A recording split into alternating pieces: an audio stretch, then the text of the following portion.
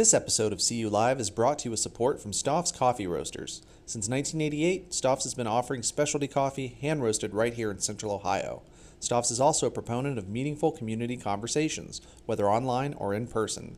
Visit their website at stoffs.com for the latest information on their locations, or to order online and enjoy a cup of Stoff's while you watch this episode. Hi, welcome to CU Live. My name is Walker Evans. I'm the co-founder of ColumbusUnderground.com. Joining me today is Brandon McElroy, community activist here in Columbus. Thanks for having me. Yeah, glad you could join us. Talking today about City Council. Yes, sir. For those who don't know, Columbus for a very long time, I'm not sure how long, but has been served by 7 city council members at large, meaning they represent the entire community. They're not divided into wards or districts. Right. There's been a pretty strong push for the past couple of years to implement some sort of ward or district system. I think we're one of the largest cities, if not the largest, without one. The largest, yeah. The largest, okay. But that's changing. So it is. We're moving forward.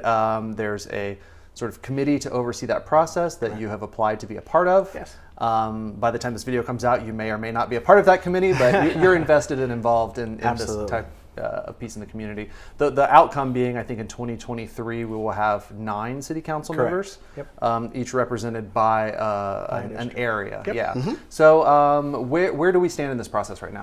Yeah, so we just did kind of interviews with City Council. They are going to ultimately select 5 individuals that will be a part of this commission. And March 1st of this year will be kind of when it starts out. And once all the maps have been drawn up, there will be 3 that ultimately are drawn up and handed over to City Council. The commission will be dissolved by the end of the year. So it's a lot of good work and hard work in a fast amount of time. Yeah. So the big question is, why is it important to have neighborhood representation at City Council? Absolutely. When you look at our city, how it is today, it's a wonderful city, right? But I think we can all kind of reflect on redlining. We can all reflect on a lot of things that have happened in this community, across the country, really, that's divided up our city. When you look at our suburbs, and you look at how they intermingle within the city, and where neighborhoods have been cut in half or cut and sliced, representation matters so much.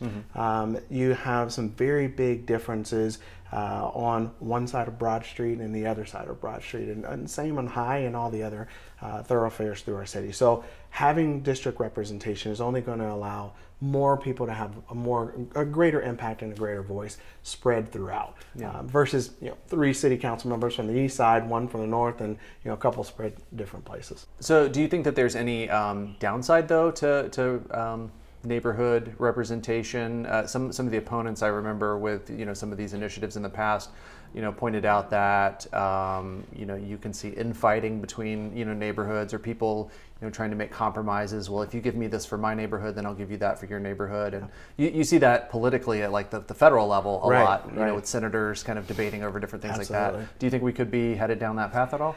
Could it happen? Yes. The reality, though, I think we live in a city where everyone's really wanting to move forward, and there's a lot of progressive movement within our city. I can't say that we won't have some of those issues, but I think that's why this commission is so important, to really look at where do we draw those lines, and making sure that we're merging in some communities that have been separated, as well as maybe keeping some realities that, hey, this area needs a little more attention. So having somebody from that area means that they can get a little more representation on a day-to-day basis. Definitely going to have debates, but I think as a whole in a community, we're in a good space that we can move things forward. Nice. I know the map drawing process is yet to begin, but do you know if that's going to be based on populations? Or are they trying to kind of divide into equal-sized quadrants? Or that's a great question, and I think the preliminary information that I have is they're looking at a lot of data, right, and kind of putting those things together, and then once we have that data, we'll be able to build those lines appropriately. But I don't know that we have it right this second. Sure. Yeah, we're a little early to the conversation. Absolutely. But never too early to get started. That's right. For people who live in different neighborhoods that want to be involved in this process, are these commission meetings going to, I assume they'll be like Zoom, people can tune in, provide feedback, comments, be a part of the process? My understanding of the process right now is there will be some public and open sessions. As well, there will be time for the public to get involved and engaged in the map drawing process. So that, I have to say, is critical, and would encourage anyone out there to please get involved and engage. myself, if I'm selected, for sure will be out there. And even if not, I will definitely be out kind of drumming up the folks to get them involved and engaged in this process. We can't move things forward without it, using all mediums that are possible. Cool. And then so in 2023, we'll have new, 9 city council members, running for office. It'll be a really big election year. Do you see a lot of excitement probably kind of building toward that? I think we do. Even this year, we've noticed that there's a lot of folks that are kind of throwing their hat in the ring, and I think this is kind of the preliminary to see how this is going to work. I don't think it's a bad thing. Representation across the city is going to be great. We've been a Democratic city for the most part. I'm a very down the middle Democrat myself, but I see a lot of value in my Republican colleagues and people that I work with on a daily basis that are different in thought processes than me. I think we need that in this city, and it would be great to see it coming forward. Cool. Well, thanks for taking the time to explain a little bit of this to us. We'll provide some links where people can follow along with this process. Absolutely. And obviously on Columbus Underground, we'll have plenty of news as this process moves forward. Looking forward to it. Cool.